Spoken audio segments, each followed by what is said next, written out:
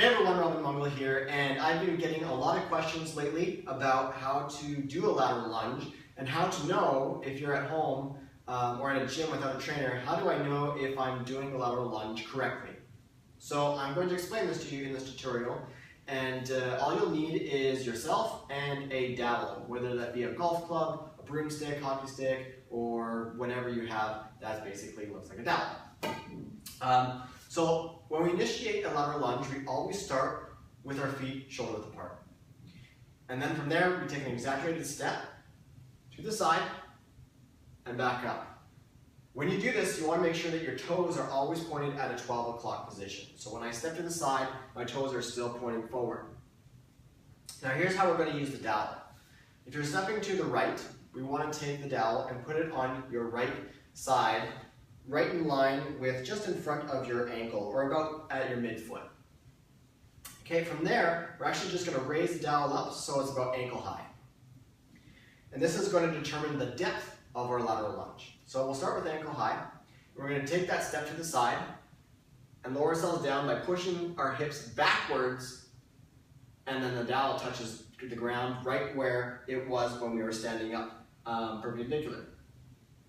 So standing up right here, the dowel is right in line with just in front of my ankle or my midfoot, and when I step to the side with a lateral lunge, it is still there. Now, this is where the dowel really comes into play. If you're not lunging correctly, the dowel is going to show you that it isn't. So for example, if I lunge to the side and my knee falls inwards, well, it's going to push the dowel away. And now we know that my knee is inwards, and I got to bring it back so it's in line. If I'm leaning too far forward, well, when I do the lateral lunge, I'm going to lean too far forward. Now the dowel is going to be in front of my midfoot. It'll probably be somewhere around my toes or even in front of it. Then we know I'm leaning too far forward and I need to get my butt back and shift the weight so it's more on my heel. So we do that lateral lunge, ankle high, step to the side, get that depth. If you can do this for 10 repetitions without fail, then the next step would actually be to raise the dowel up so it's about mid-shin high. And now we can get greater depth into that lateral lunge. And you still want that dowel to do the same thing.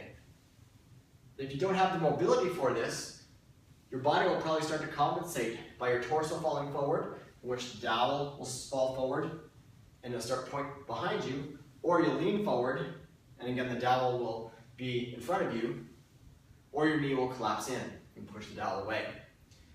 Of course, we can always raise it up even higher to about knee height.